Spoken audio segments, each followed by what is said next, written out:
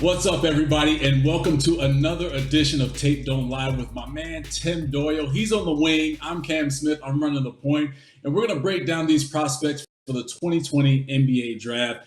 And, Tim, we're going to start this thing off with a freshman in Nico Mannion, who played his freshman season at Arizona, and in my opinion is one of the best point guards in the NBA Draft because of so many things. But this young man has game, and he's going to be a solid pro. Yeah, we've heard about him for a few years. The former McDonald's All-American was getting a lot of hype because of the game and because of the hair. Cam, how about that salad up top there for Nico? But he is a wizard with the basketball. Certainly had a bit of a freshman season at Arizona, meaning some bright moments and, well, let's just say some valleys as well. But the upside is huge. And the fact that his dad, a former professional player in the NBA and overseas, gave him that basketball knowledge. His basketball IQ really sets him apart from other point guards in this draft. All right, Tim, let's dive into Nico's game. And we're going to first start off with his passing, which I believe that we'll be able to easily translate into the NBA. He averaged 5 assists on the season for Arizona. And Sean Miller says he's a very coachable kid with a high basketball IQ. And in these clips, we're going to see that Sean Miller was right on point with his observations on Mannion. Well, I think he just has a great feel for the game, which I don't think the game is taught at a high level anymore because there's so much AAU basketball and there's so much games being played. They don't really get into the nitty-gritty X and O. I talked about his father, Pace, playing overseas for years and also playing in the NBA. I think having that knowledge from his dad is a huge advantage over everybody else. Yeah, 100%. And on that last clip, you saw him just moving without the basketball, which is so key, especially talk about playing at the NBA level. But this clip here is what I love because when he comes off of this ball screen, it's almost like time slows down. His head is up the entire time, and he sees what his options are. He says, I can go with option A. I have Chase Jeter with a low post position, or no, I'll just go to Zeke Naji and get him a little bucket with a reverse there. So that's what I mean when it comes to his passing skills being able to translate to the league. You get him in space, he'll pick you apart. Yeah, when I watch him, Cam, I think a lot of Luke Ridnour, who had a long NBA career, 12 plus years in the league, and he was serviceable. You know, some years better than other, obviously earlier in his career, but gave you nearly 10 points a game, nearly 5 assists. When I look at Nico, I believe he is a first-round pick. Obviously, you still see the string being arms, and strength's going to be a question, but he's only 19 years old, so he's got a huge upside. But it's his overall feel, puts that pass right on the money so his guy can go out there and make a play.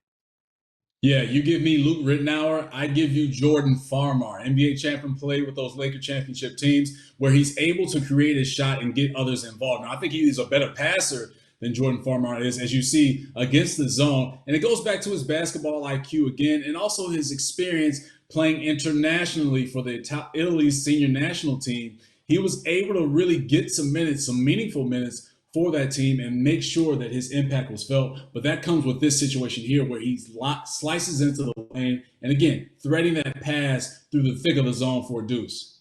Yeah, it's so funny because watching The Last Dance over the spring/summer, we saw how much Team USA, brought growth to the game overseas. And now you got guys playing overseas, kind of like how the guys used to play here in the States. So he's really like a throwback player as far as making other guys better on the basketball court, maybe putting his teammates ahead of himself. And I actually think that basketball IQ, as we've also jumped in and looked at Tyrese Halliburton, I think it's more important, Cam, than athleticism. If you know how to play and you can make other guys better, well, then you have a big advantage because the other 7, 8, 9 guys on the floor, well, they don't know how to do that. So you're able to help guys out, and look how he's able to get into the teeth of the defense, draw the defenders, find his teammate, make other guys better on the floor. That's going to translate to the next level. And him being a point guard, I love this because this is how you get stronger relationships with your teammates. You give up your shot to give them a shot. And so that's why guys love Mannion and love to play with him, because he's always getting people involved and making sure that they're showcasing the best of their abilities. He will be fine when it comes to being in the NBA. Again, at 6'3", he'll need to get a little stronger, obviously, coming in at 190 pounds, but that'll come in time. He's only 19 years old. He'll be able to mature and grow and make sure that he's given some franchise, whoever drafts him, the opportunity to showcase what this young man can do. Yeah, great point, Cam. You want to make a lot of friends? Pass the basketball. Guys will hang out with you, all right? You can make a lot of friends by passing the ball. Okay, Tim, it's one thing as a point guard to be able to pass the basketball, but it's another thing to be able to score the basketball. And this is what makes Mannion an even tougher threat on the court. And this situation here, he's going to make sure that he gets to his spot. And this is a pro game. One dribble pull up in his spot, creating space against a defender, and he just showcases how smooth that jump shot is. Yeah, and check out the release. Like, this is a big-time release. He gets us all fast. He's able just to create a little bit of space. Defender goes under the screen, and that shot goes up. Now, it wasn't wildly consistent, Cam. Let's not try to lie. He only shot 33%, and he got up his fair share, 5 attempts a game at Arizona. But the fact that he can get it off quick, and put it in, well, over time and more practice, that's only going to get better and better. Yeah, 100%. When he learns under more pros at the NBA level and understanding the spacing and how to get to his spots. But to have this at an early age is huge. And he loves going left. You see him again, coming off this ball screen, head up the entire time. I love how he has that last dribble. Watch this last dribble before he goes into the jump shot. It allows him to build even more momentum to rise up and fire over the defender and knock down another three. You and I have talked about this before, and we played at the college level where the line was closer. And then when you step on an NBA court, you're like, man, this line is deep. I like the fact that he's still getting good lift on his jump shot, meaning arc on his ball, because now you push that line back. This time he's able to get really to his spot. I like to call this like the Kobe area. Kobe was so great at getting right to the elbow. But when you're shooting an NBA three, you got to give it a chance, and you got to shoot it high enough. When you shoot a jump shot, that's easier said than done, but he's got good burst, good acceleration, and he's a good enough athlete. If you have not peeped his Twitter, I feel like he's getting on his social media showing people, Cam, like, I'm a better athlete. Don't just stereotype me as a point guard. I can also make some plays off the bounce. Yeah, you stereotype Nico Mannion, you're going to be doing yourself an injustice, because even I went on his Instagram page, this kid's throwing lobs to himself and going through the legs, dunking it. So you see that, and it's like, okay, well, what am I reading about him not being athletic and not having this burst and this explosiveness? No, don't feed into that. This kid's got everything that you need from a point guard position, and that will even grow when he gets to the next level. Average 14 points per game at Arizona, but he's a scoring threat. And what is the NBA today? Guard dominant. You have to be able to score as a guard, and Mannion can do that either in the starting role or coming off the bench.